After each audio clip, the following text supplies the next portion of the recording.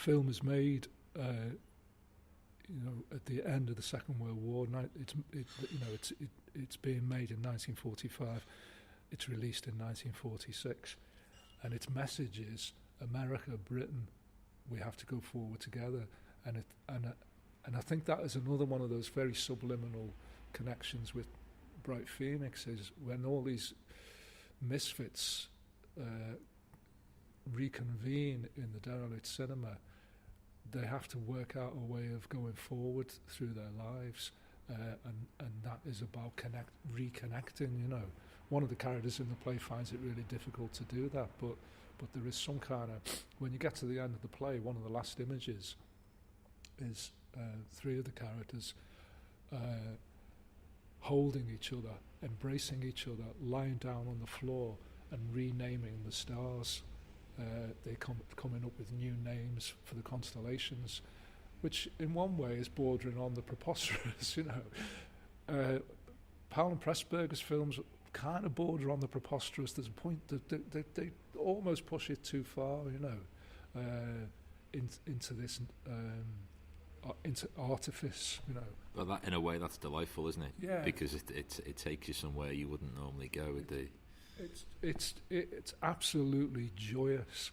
It really is delightful, and it's a celebration of the kind of imaginative potential of human beings, and it's a celebration of theatre as a pure art form. The way it's performed, the imagery, the ideas in it.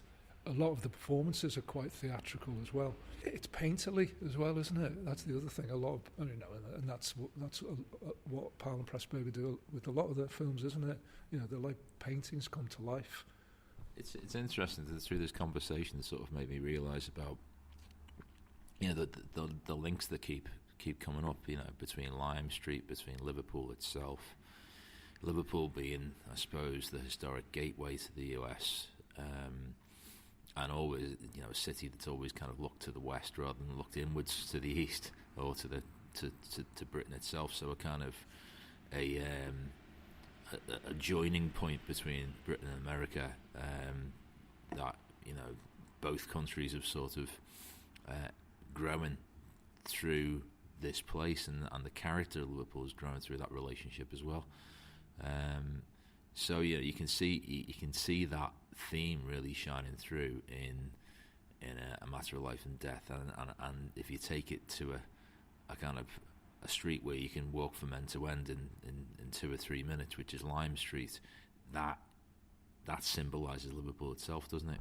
Yeah, I think so. I think that's quite an interesting thing about Liverpool and America.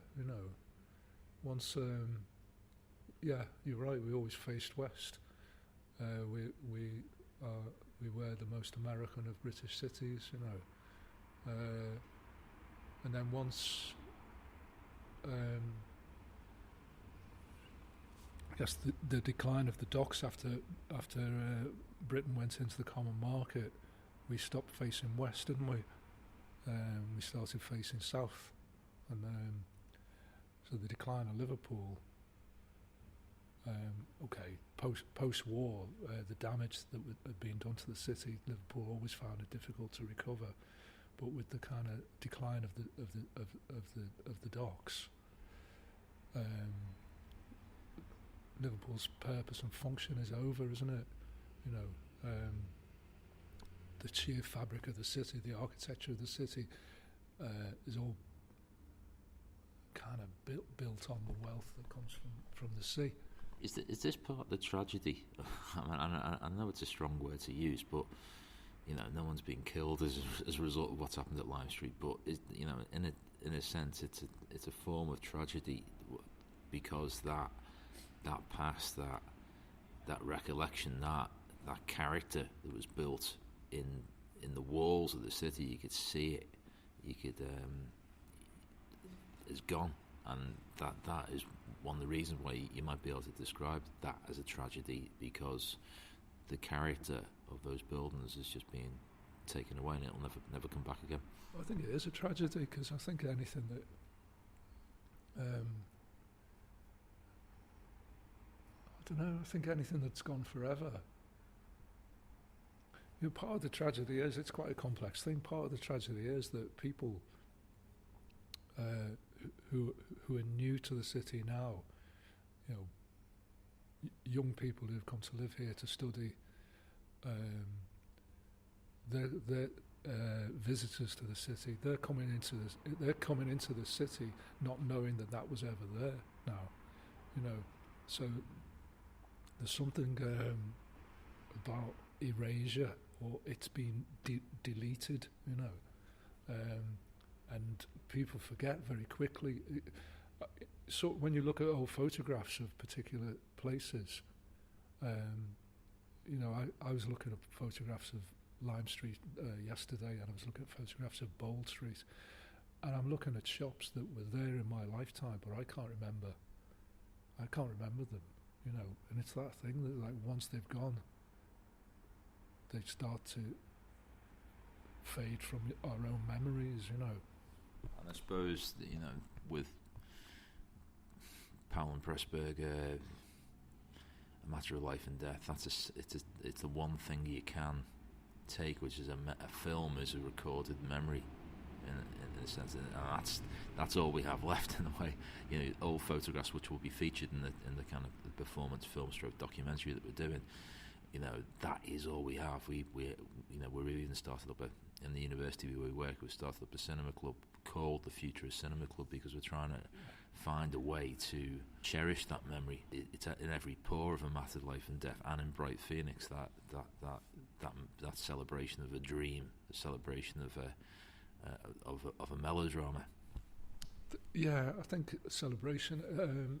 You know, nostalgia is kind of a tricky thing, because nostalgia can drain you, you know, because it's this longing for things that you can never retrieve. You can keep them in your memory, or counters of that, they might fade from your memory. But I think there must be better ways of looking after places, because if you look after the places, you're also looking after the people in them, you know.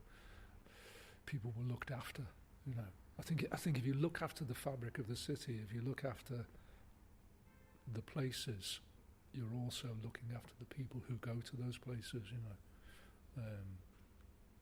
Which is going back to that thing about public space. If you give people a civic square with places to sit and trees and architecture to look at, it's like medicine. You're helping to nurture the health of the people who are using that space, you know.